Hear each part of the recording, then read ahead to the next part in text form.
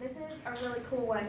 We have Rocky Horror every year, but Marilyn and them are going to cover the actual event. I want to go beforehand. Auditions are tonight.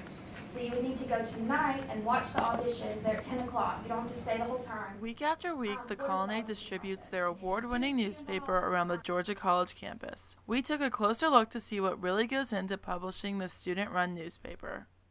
It starts really on the Friday before, every Wednesday, because we need to have our ads in by then. And then on Sunday I get the ads and I lay out the whole paper, and then I set it up on InDesign. So I pick the color pages and pick the black and white pages, and then I'm like, hey guys, your pages are up, start working on them.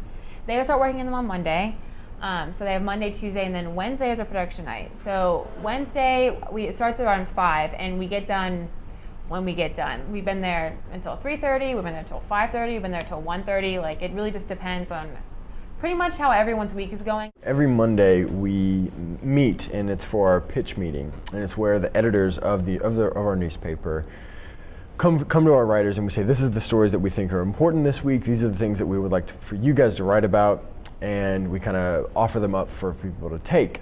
And it's somewhat of a toss-up how many are actually going to be taken and how many of our writers are actually going to pick one up. But we meet every Monday at 5 o'clock. I mean, of course, depending on if we have a holiday or if we don't have a paper, you know, it varies a little bit. But I mean, pretty much every Monday you're going to find us in there at 5 o'clock pitching our stories for our writers, you know. It's a big factor making sure we get all the information we need, we have time to write a good story, edit it thoroughly, and then get it out to the campus on time.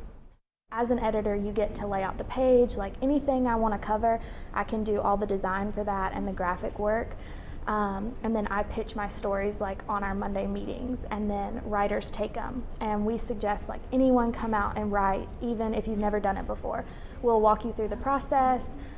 We'll go with you to events and help you learn how to write it. So we just had one of the girls that's in the high schooler program come and want to write a story.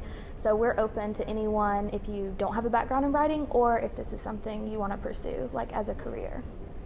The experience that I've had at the Colonnade, specifically writing for this paper, it has been the largest benefit to me as a writer and also as a journalist. I mean, just having to be in that mindset of constantly producing content, constantly having to be looking at a deadline and thinking about, you know, who am I talking to, what sources do I have, and just being in that presence of mind of writing has been really beneficial to me. And I think that is sort of reflected in perhaps the success that I've had as a very young journalist at the moment. You know, I was able to take an internship at Atlanta Magazine over the summer, and that did really well for me. You know, I learned so much, and I'm able to bring so much back, and I'm really excited about that. I think that's one of the best things about a student newspaper is the ability to share and for us as the sort of the senior staff to pour into the younger writers who I was just a short 3 years ago.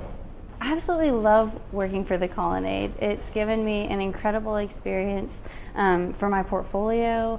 I've gotten to know a lot of people really well. I get to work with the professors a lot. You kind of form closer relationships with them, and that's a lot of networking. So it's really just for the experience, personal and for the future, to get a job. Make sure you get your copy of the Colonnade every Friday. For GC360 News, I'm Betsy Lamb.